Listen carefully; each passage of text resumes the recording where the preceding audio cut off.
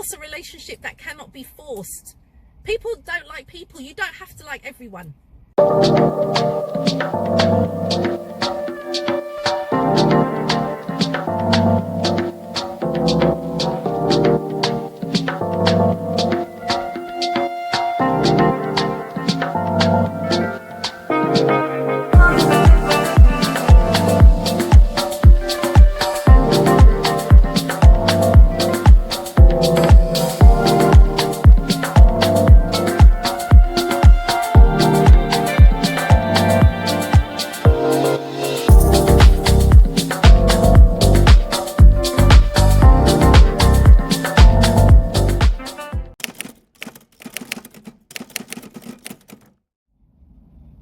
Hey guys, I hope you're all doing well and that you had a great week.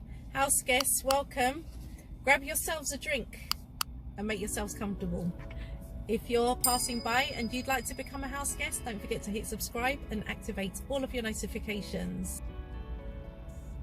I'm Chez, this is Chez M0i. Welcome to my place.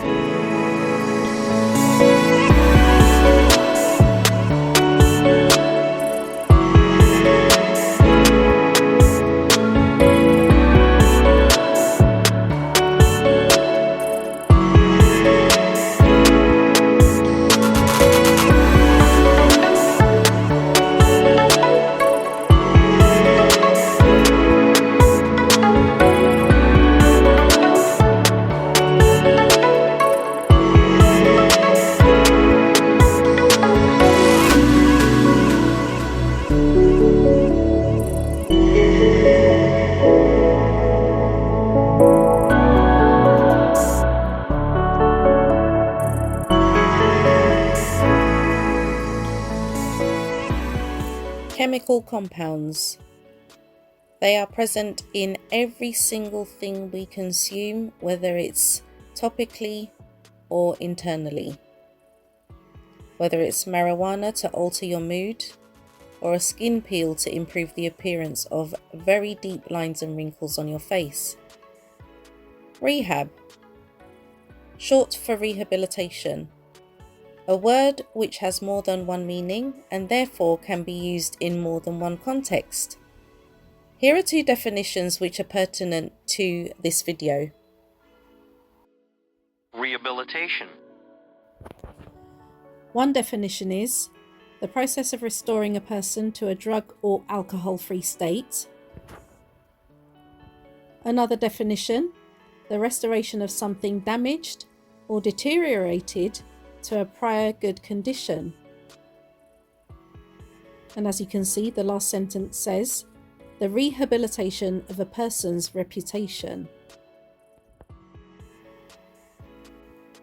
In one of my previous videos, The Weight of Harry's Name, I mentioned two TV channels we have in the UK, both of which produce documentaries about the royal family.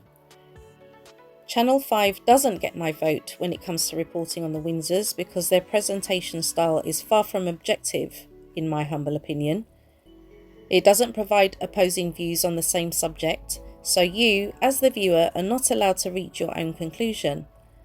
I liken Channel 5's programming to an occultic practice because they are subtly programming your mind to think what they want you to think and accept what you've been shown without asking any questions. Channel 4, on the other hand, gets my vote.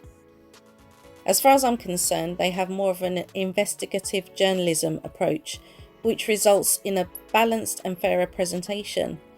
You are shown more than one point of view, which consequently allows you to reach your own conclusion. One such documentary was first aired last Sunday evening, entitled Queen Camilla, the Wicked Stepmother. Before I talk about that, however, I want to play you a video clip to remind you why the press is so fixated on the spare rather than the heir. Why were you so interested in Prince Harry? Well, it's not a case of me being interested. It was a case of the editors made it very clear that you put Prince William on the front of a newspaper. He doesn't sell as many copies as Prince Harry. So Harry had become, as explained to me by a couple of editors, Harry had basically become the new Diana. They were much more interested in Harry than William. He didn't really get up to much. He didn't do much. He wasn't much of a subject for a tabloid newspaper. In 2004, Prince Harry started dating a young woman called Chelsea Davy. Yes, right. Did that open up a lucrative new avenue Very for much you? so. What sort of culture in a media allows... Ruthless. Absolutely have got no morals. Then when you look back on what you did, Yeah. specifically on the princes, how does it make you feel? Bad. Because I basically was part of a group of people that robbed him of his normal teenage years. The mistreatment of Harry has been going on for decades, and as far as he is concerned, as he revealed in Spare, his stepmother has been more than happy to continue to utilise her allies in the broadcast media to further damage the public's perception of him. The fact that William and Harry were used as a gauge to check the public's temperature as to whether Camilla would be accepted by the public or not came as no surprise. Just 3 months after the death of his mother, Prince Harry was making his first public appearance alongside his father. Charles' popularity had nosedived, but Camilla's new courtier was about to launch his master plan, and the princes would become part of his campaign. The arrival of Mark Bolland as a PR for Prince Charles totally changed the complexion of the way Camilla was perceived. The primary obstacles were the Queen, but also William and Harry, because if William and Harry accepted Camilla, then the public would take their cues from them, because they were Diana's torchbearers on Earth. I got a call one day to tell me that William was going to meet Camilla for the very first time. But the source told me there was a bit of nervousness on Camilla's part. I don't think William was as nervous, and it was all a bit of an ice-breaking scenario. The meeting took place at St. James's Palace, while William had returned home from school in Eton. A spread of cakes and squash were hastily put together in the prince's honour. The fact that she was now meeting the Prince of Wales's eldest son helped pacify some people, because they were saying, well, you know, if William's accepting her, then, you know, maybe she's not that bad. Yeah, thanks. Yeah, that's the one. Right, well, this is Camilla meets Wills. I know who my source was, and this is a source I've used before and who has always been spot on.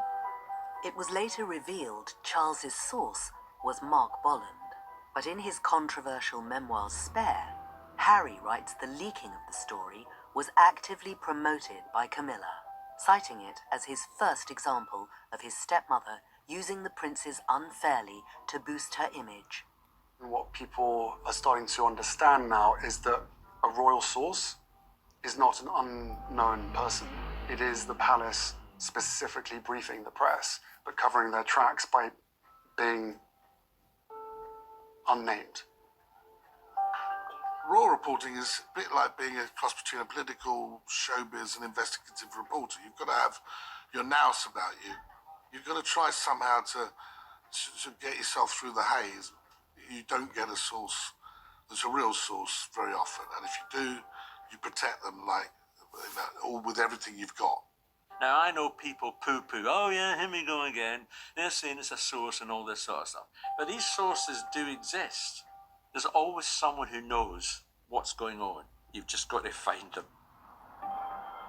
Mark Bolland's crusade was gathering momentum. Months later, even the Queen succumbed, attending a function where Camilla was present. Buckingham Palace are playing down the importance of today's meeting, but for Charles and Camilla it is a milestone. The heir to the throne's long-term companion, now accepted in royal circles. But while William was keeping his head down completing his studies at university, the teenage antics of Harry had come into the sights of the tabloid press. And Harry writes in his memoirs that Mark Bolland was about to cash in on the princes again to endorse Charles and Camilla. Harry's personality was so very different from William's. Harry was like the errant younger brother who had that cheeky smile. He kept a very different circle of friends to the other royal family. They liked to party, they liked to go out. This is the front page. Harry's drug shame. Prince admits, I smoked pot at Highgrove. Charles orders him to heroin rehab clinic. Charles was shocked by how often Harry used cannabis. This was a huge story at the time. You've got a young royal who's admitted to taking pot, and not something we would have heard about from royals in the past. The News of the World reported Charles had arranged a visit for Harry to a drugs rehabilitation centre to learn the error of his ways.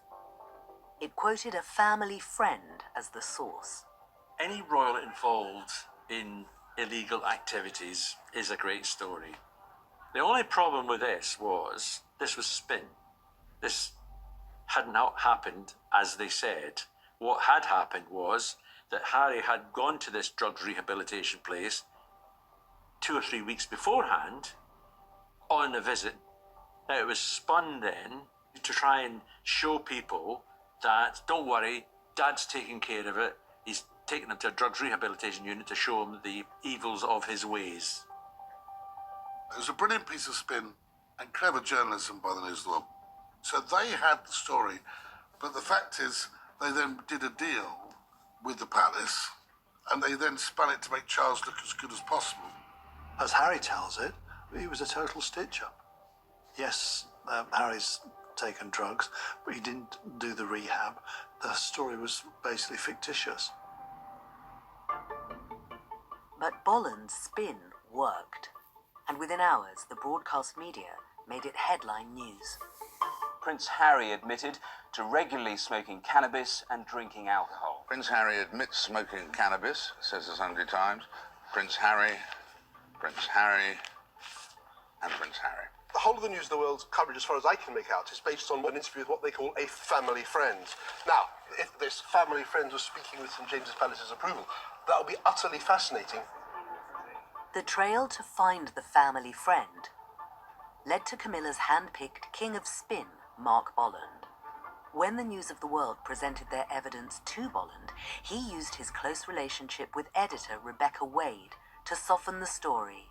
He even supplied Wade with the extra detail of Harry's royal visit to the rehab centre to make Charles look good.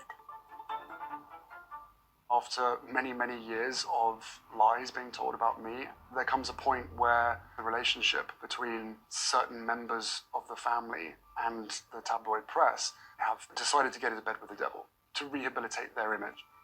But the moment that comes at the detriment of me, I draw the line. I think it was a very bad decision on Bolland's part. I think Charles was slightly distracted at the time, but I think he would probably feel now that he shouldn't have allowed that to appear. Because it does look like a son being sacrificed to make his father look better. I think Charles's office were pretty cold-blooded in the way they used Harry, misrepresenting facts in order to portray his father and his mistress in a better light. The word rehabilitation is an interesting word to explore. The fact that Camilla's PR man, Mark Bolland, created a false narrative about Harry attending a rehabilitation facility, a narrative which was part of the plan to rehabilitate Camilla's public persona, so she would no longer be the most hated woman in Britain, is so ironic. Camilla is presented in this documentary as a woman with a very high libido in her earlier days. She's also a heavy smoker and frequent drinker, and she doesn't appear to have been interested in cultivating a healthy lifestyle or polished appearance. So for me, the irony continues when we know that Charles had never installed Harry into a rehabilitation facility for substance misuse, but it is evident that Camilla's rehabilitation was very much needed. And this would not have been restricted to the overhaul of her public persona, but would also include a complete overhaul of her wardrobe, a complete overhaul of her hair care, and a complete overhaul of her skincare. But regardless of how much Camilla is turned into a bright, shiny object, and that she has been elevated by Charles from the status of Queen Consort to Queen, there is still a cohort of die-hard Diana fans who will never accept the rehabilitated Camilla because they, like Harry, will always maintain that she is the one who was responsible for the breakup of his parents' marriage. No amount of chemical skin peels, manicures, bouncy blow dries or designer outfits will ever change who you are at your core. The intangible you. The real you that you don't want the public to know about, because the real you has been perceived to be more malevolent than benevolent. Remember, Harry wasn't forced into rehabilitation, but Camilla was. The label of the most hated woman has now been attached to Meghan. However, Meghan is not interested in pursuing a process of rehabilitation because at her core, she is the very same person she was before she joined the royal family. Many people who've encountered Meghan on a personal level will consistently attest to her positive attributes before she joined the royal family and since she's joined the royal family. Meghan is not the one who had an affair with a married prince. Meghan is not the one who presented herself in a slovenly manner. And Meghan is not the one who has leaked fake stories about her in-laws to the press. The ascent of Queen Camilla has been a story written on the typewriters of Fleet Street, home to the British press. One thing Harry is undeniably right about is that Camilla's relationship with the press has been key to her creation. Tucked away down a quiet alley off Fleet Street is St. Bride's Church.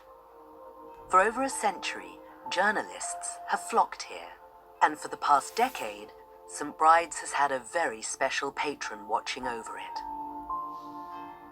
I think the fact that Camilla is patron of St. Bride's Church, which is commonly known as the Journalists' Church, is quite ironic, and I think it would be ammunition for Harry to prove his point that Camilla's in bed with these nasty journalist people. But it's nice to have a royal patron. In the story of Charles and Camilla, love triumphs. It's as simple as that. There was moments when she was pilloried, when she was ridiculed, when she was insulted, and they both just stood firmly with each other, and that led to redemption, and it worked.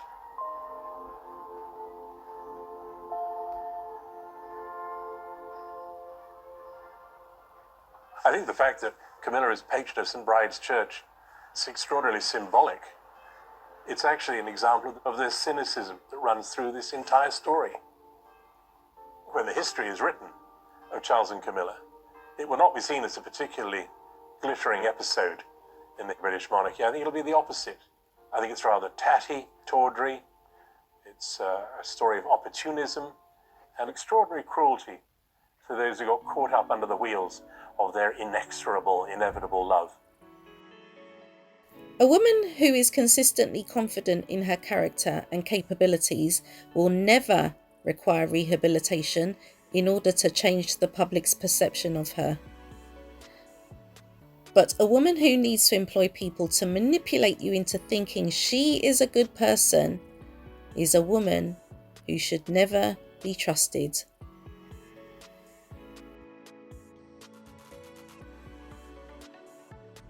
So guys, I just wanted to leave you with my final thoughts about this documentary. Many people, I say many people, these media types, I can't sort of gauge which side of the fence they're on. I guess they're Camilla supporters because they were saying this documentary was a waste of time. We've heard it all before. Words to that effect. That was the sentiment that I'd seen online. My thing is, it just corroborates what Harry has said in his book Spare, but what I didn't know. And I must admit, when I heard the headlines when this all happened, when was it, in the 90s? It was after Diana. Yeah, it was after Diana, so early 2000s. When they said Harry had been admitted to a rehab facility. I thought that was true, but it transpires it wasn't. And that's what this is what made me, I'm forever shaking my head at these things, but this is what made me, like, in disgust, shake my head even more. And it just further confirms that there are parents out there who, I'm not the perfect parent, okay? But I could never imagine sacrificing the emotional health of my child for the sake of a new spouse. I could never put my new spouse ahead of my child, the happiness of it's not in me to do that, okay? So for Charles,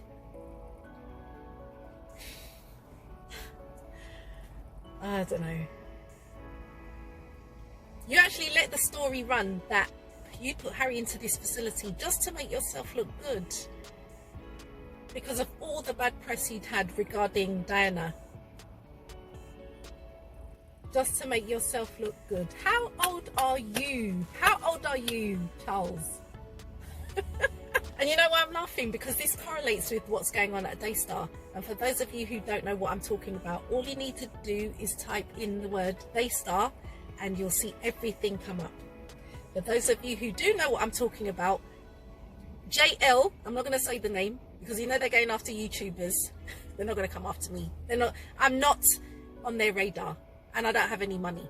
They're coming after YouTubers who mention what's going on at Daystar, and they're saying if they don't retract their commentary or correct statements they've made, they're going to come after them legally. They're going to sue them. If you have nothing to hide, why are you going after people legally?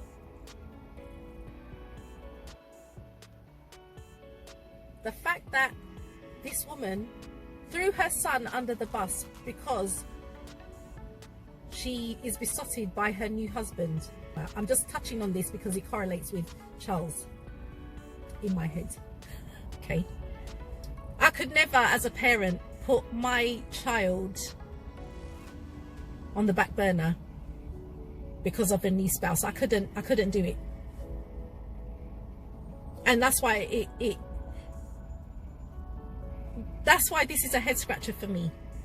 But then, with regard to Charles and his lack of emotional development, if he was starved of emotion as a child, this is not justification, by the way, or making excuses. From what I understand, the Queen was not affectionate towards him, so he didn't have that emotional support as a child. So if you don't have that as a child, that deficit is going to continue into adulthood. So you're not going to be able to show your children something that you never received yourself as a child. As far as I'm concerned, and this is only in my head, so take it with a pinch of salt, guys, if Charles had his way, and in an ideal world, if Charles could have been with Camilla and it was just those two, no children, he would have been in his element. For me, children were not convenient for Charles, but because it was a constitutional requirement to secure the future of the monarchy, that's the only reason he had them. I mean, he was even disappointed that Harry was born because he wanted a girl.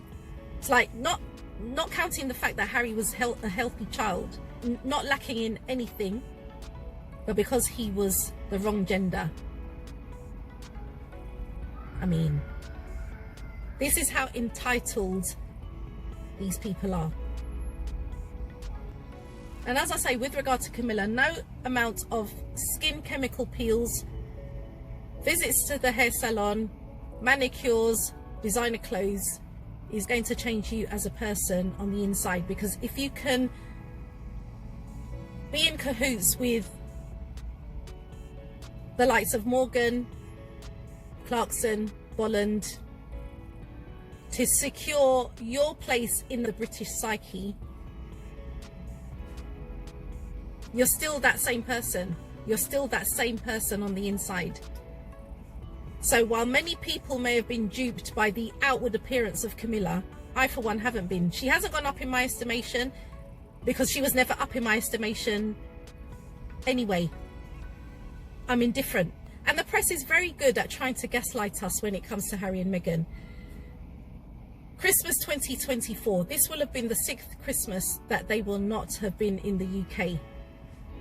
It's still hard for people to accept that they live a completely different life, that they are separated from the rest of the royal family by an actual ocean. By an actual ocean, you know. 6 years. But the question is still being asked, which is a very redundant question in my opinion. Is Harry coming back for Christmas? Notice they don't say Harry and Meghan. Is Harry coming back for Christmas? Because if they keep pushing the narrative, just mentioning Harry, and keep trying to sow the seed that they're doing things professionally, they're doing things separately, then as far as they're concerned, that means that inevitably Harry will come back. Harry's not coming back. He told you so many times. And then, you know, it was Charles's birthday not so long ago, a few weeks ago, his 76th birthday. Ooh, Harry and Meghan haven't sent a message to Charles wishing him happy birthday. How do you know they didn't send him a message? How do you know they didn't send him a private message? Why does everything have to be public just to satisfy you guys? And I do believe Camilla's, you know, had a hand in tarnishing Harry's public persona. But my thing is, you've already got the man. You got what you wanted. You wanted Charles all along. You wanted him. Now you have him. What's the issue? Just like JL at Daystar, she demands that her son accepts her new husband. Charles wants Harry to be accepting of Camilla, and it's not going to happen. It is what it is. Allow people to live their lives. They've gone to the other side of the Atlantic, Harry and Meghan. That's where they live. Stop trying to force a relationship that cannot be forced. People don't like people. You don't have to like everyone. In-laws don't like in-laws. People that actually share the same DNA don't like each other in some cases. Let people live how they want to live. Let people be who they want to be. Stop trying to force people to have a relationship. It's unhealthy and it's detrimental to society, because it's like it causes a lot of resentment, and through the generations this toxicity continues. As senior citizens, Charles and Camilla, why don't you just act your age and stop all this pettiness? Like I say on these videos sometimes, wisdom does not always come with age. You know, I would have expected more of them being of high social status looking down on us. But you have to lower your expectations. One thing I do admire about the Queen, you know, say what you want about the Queen, you know, I have different views about her depending on what the subject is, but one thing I admire about Queen Elizabeth, I'm not talking about this pretend Queen, Queen Elizabeth II, she made a commitment and she kept that commitment for 70 years. You're not going to find that in the future generations of the monarchy going forward. William's already told you he's not doing all of that. He wants to be a work from home king. commitment is not there. And the Queen had stuck to her principle. She didn't even go to Charles and Camilla's wedding. She went to the blessing. She didn't go to the wedding because she didn't condone it, because she's like, this goes against my principles. And this, again, talking about Daystar, is what the son said about his mum. What you're doing is going against the principles, the biblical principles that my wife and I hold. Sorry, you guys, if you don't know what I'm talking about, but as I say, type in Daystar and you'll see what I'm talking about. I just mention it in this video because it's so, the parallels are so similar to what's going on with Charles, Camilla and Harry and Meghan. Charles and Camilla have manipulated the public into accepting them as a couple, like forcing you to accept them as a couple. And my thing is, why is it not enough that you guys are together? Why does everyone have to validate your relationship? If you're together, be together and leave people, just get on with your life. But they have to force you to accept it. I still don't know why. But you see Harry and Meghan together, not forcing anything. They're a genuine team. They don't need to adopt these manipulation tactics in order for you to accept them. You either accept them or you don't. They don't care. They've got stuff to do. They're not here for a popularity contest like Charles, Camilla, William and Kate. They're not here for that. They've literally got a purpose in life. Harry has found his purpose and he's in his element. He, you know, as much as he loves his DNA family, he's not coming back because his life would be a mess if he ever decided to become a resident of the UK again. He's not doing it. He's not going to do it. And I applaud him. He's made the right decision as far as I'm concerned. He's an adult. He's not coming back for Christmas. So stop asking the question, is he coming back for Christmas? Or, you know, saying, oh, Harry and Meghan have been snubbed for Christmas, or they weren't invited for Christmas. Why would they be invited for Christmas? Why? Does that make sense to anyone? They haven't been here for 5 Christmases prior. Why would they be invited to come again when they have their own arrangements for Christmas? Staying in a drafty old castle or a drafty old palace when they've got the luxury of where they are and nice weather. Well, I don't know what the weather's like at this time of year, but you get the gist. I mean, guys, one thing is certain in this life, okay? And I'm not even going to say taxes because not everyone pays tax. One thing is certain in this life. We do not get out alive. None of us. So allow people to live how they want to live. Stop trying to force things. Stop trying to manipulate people into accepting you. And that's a whole nother conversation when you talk about that socially. What we're being forced to accept. Yeah, that's another conversation. This is not for now. But guys, if your thoughts were provoked in any way, don't forget to give this video a thumbs up. And if you haven't yet become a house guest, don't forget to hit subscribe and activate all of your notifications. I want to take this opportunity to thank you so much for watching. Enjoy the rest of your day and you shall catch me in the next video.